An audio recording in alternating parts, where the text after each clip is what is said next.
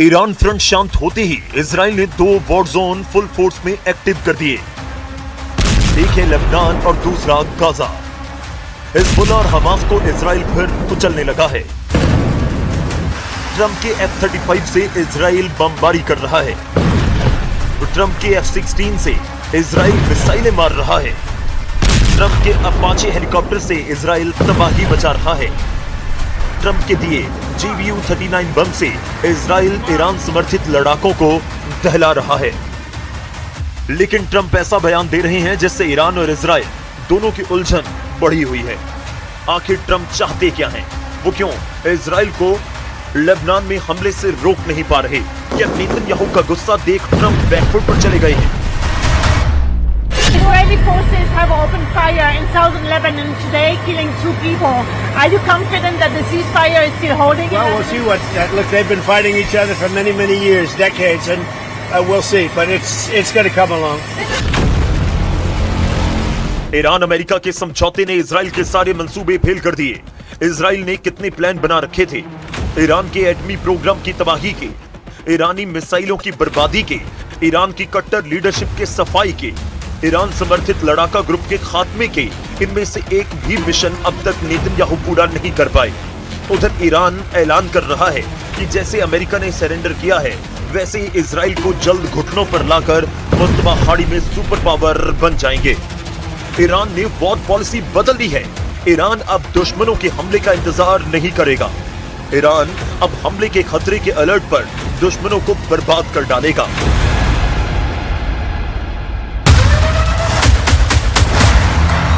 Trump को अपनी शर्तें मनवाने वाले ईरानी संसद स्पीकर ने यह अपडेट दिया है।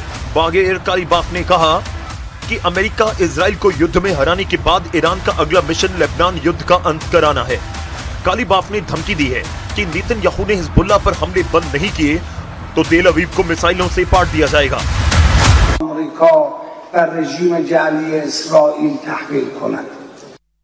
جمهوری اسلامی ایران با وجود همه رنج‌ها و خسارت‌هایی که در جنگ تحمیلی اخیر متحمل شد بر یک قاعده اساسی اصرار دارد و آن ट्रंप ने ईरान को अंधाधुंध मिसाइल प्रोडक्शन का लाइसेंस दे दिया है। ट्रंप ने यह तक कह दिया कि ईरान के पास मिसाइलें होनी चाहिए, जबकि ईरान की मिसाइल फायर पावर ने ही अमेरिका को सीज फायर के लिए मजबूर किया है। इजराइल ट्रंप को इसी खतरे पर गौर करने की अपील बार-बार कर रहा है, लेकिन ट्रंप पर फर्क नहीं पड़ रहा। ट्रंप ने ईरान को मिसाइलें रखने की परमिशन दी है। ईरान भी खुल्लम खुल्ला कह रहा है कि वो अपनी मिसाइलों पर कोई समझौता नहीं करने वाला।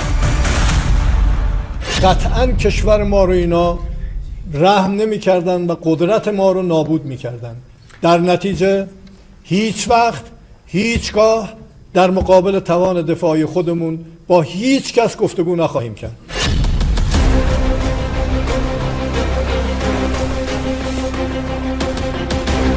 ईरान की मिसाइलों से बचने के लिए इजराइल क्या ट्रंप के भरोसे रह सकता है? इसलिए अब नेतन्याहू अकेले युद्ध का फैसला करने का मन बना चुके हैं। उन्होंने अपनी वॉर टीम को नए ऑर्डर दिए। नेतन्याहू चाहते हैं कि इजराइल की सेना अब अमेरिका हथियारों के भरोसे न रहे, यानी इजराइल अब हथियारों के नए कारखाने एक्टिव करने वाला है। इजराइल स्वदेशी जंगी लड़ाके बनाने जा रहा है। फिलहाल अमेरिका के दिए जिन हथियारों से इजराइल सभी दुश्मनों पर भारी पड़ता है, उस लिस्ट के घातक जंगी लड़ाकों के नाम जान लीजिए। इजराइल के पास अमेरिका के दिए F-35, F-15 और F-35 जंगी जेट हैं।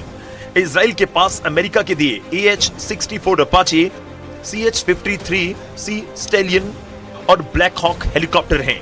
इजराइल के पास मेड इन अमेरिका मिसाइल और गाइडेड बम में GBU-39, मार्क 80 सीरीज बम और एमराम बियॉन्ड विजुअल रेंज वाली मिसाइलें हैं।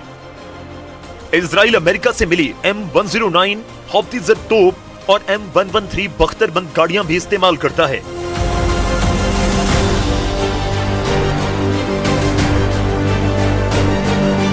इजराइल ने जिन बंकर बस्टर GBU-28 बमों से दुश्मनों के गढ़ में घुसकर हमले किए, वो भी अमेरिका के दिए हुए हैं। अमेरिका के हथियार इजराइल के लिए कवच का काम करते हैं। लेकिन उससे ज्यादा काम आता है अमेरिका का खौफ। अगर अमेरिका ने इजराइल के सर से हाथ हटा लिया तो वो अकेले युद्ध में टिक पाएगा मुश्किल है, क्योंकि इजराइल के दुश्मन एक दो देश नहीं है। इजराइल मुस्लिम वर्ल्ड का विलेन कहा जाता है, जिसे तबाह करने के लिए कई देश मौके तलाश रहे हैं। हालांकि अभी नेतन्याहू को उम्मीद है कि ट्रंप अपना रुख बदलेंगे, क्योंकि ईरान के एटमी प्रोग्राम पर ट्रंप का पारा हाई है। उन्होंने एक बार फिर यह बात कही कि ईरान के एटमी सेंटर की जांच की जाएगी।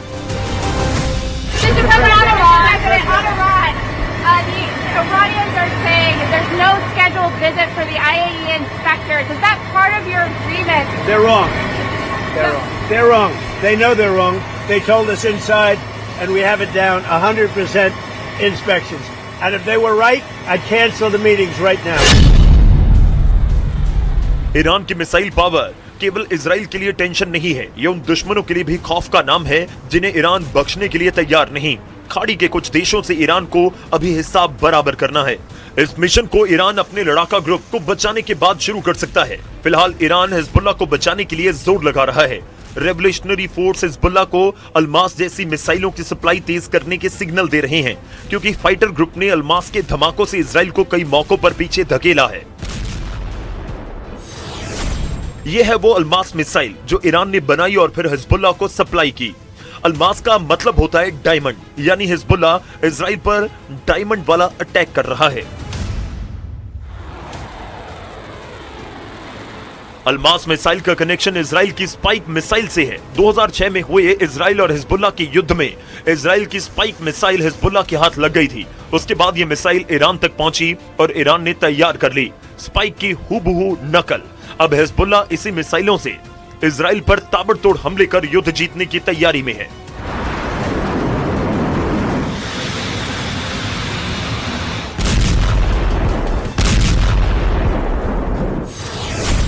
अल्मास के हमलों के बाद इजराइल में इसे हिजबुल्लाह का डायमंड युद्ध कहा जा रहा है।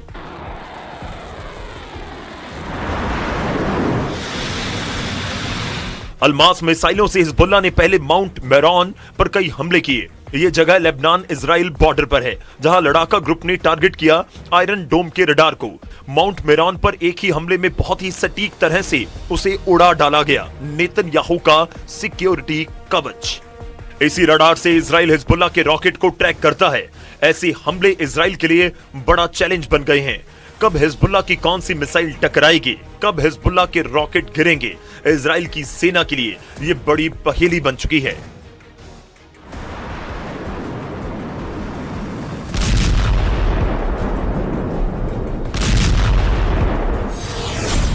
अल्मास मिसाइल 3 तरह की होती है। अल्मास 1 इसकी रेंज है 4 किलोमीटर, अल्मास 2 इसकी रेंज है 8 किलोमीटर, अल्मास 3 रेंज 16 किलोमीटर। अब यही रेंज इजराइल को बॉर्डर वाले इलाकों में बहुत परेशान कर रही है, क्योंकि इजराइल के कई शहर और वहां मौजूद इजरायली सेना आबादी लंबी दूरी वाली अल्मास के टारगेट पर है।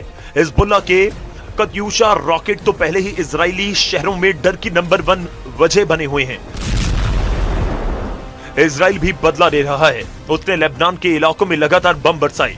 यहां चलती हुई कार को मिसाइल से उड़ाया जा रहा है तो किसी इमारत को बड़े धमाके से मिट्टी में मिला दिया जाता है। ऐसे ही कई और जगहों पर हमला हुआ, जिसमें हिजबुल्लाह की लोकल लीडरशिप के बड़े हिस्से को भी खत्म करने का दावा इजराइल ने किया। इजराइल के ग्राउंड ऑपरेशन को देखते हुए इजराइल लेबनान की लाखों की आबादी अपना घर छोड़कर उत्तर की तरफ जा चुकी है। देखा जाए तो वक्त लेबनान और इजराइल के मौत वाले बॉर्डर पर हिजबुल्लाह का कंट्रोल खत्म नहीं हुआ है। हिजबुल्लाह न केवल अल्मास बल्कि ऐसी मिसाइल फायर कर रहा है जिसके आगे इजराइल के टैंक अपनी तोप रगड़ते हुए नजर आए।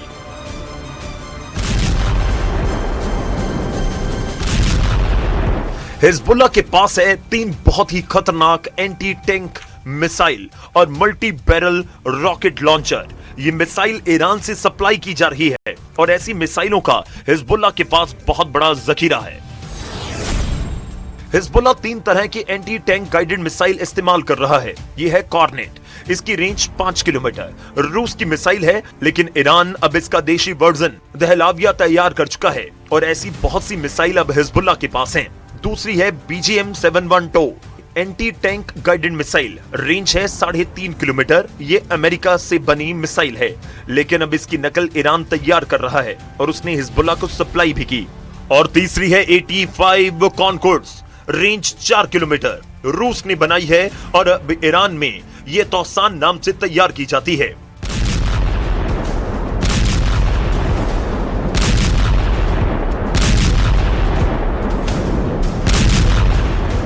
ऐसी मिसाइलों से हिजबुल्लाह के इजराइल के मेरान एयर सर्विलांस एयरबेस समेत कई अड्डों पर हमले किए गए। ग्राउंड ऑपरेशन शुरू होने से पहले हिजबुल्लाह इन्हीं मिसाइलों से इजरायली ठिकानों को टारगेट करता रहा है। ये तीनों मिसाइल बहुत ही घातक हैं और जिस तरह से इन्होंने इजराइल के अड्डे उड़ाए, उससे ये बात साबित हो जाती है। हिजबुल्लाह का दावा है कि उसका हर हमला इजराइल को मुंहतोड़ जवाब है। ऐसे हालात में अमेरिका इजराइल से युद्ध रोकने की बात कर रहा है। अगर इजराइल ने दुश्मनों के हमलों का जवाब नहीं दिया तो ज्यादा दिन सलामत नहीं रह सकता। इसलिए युद्ध का फाइनल राउंड अभी बाकी कहा जा रहा है।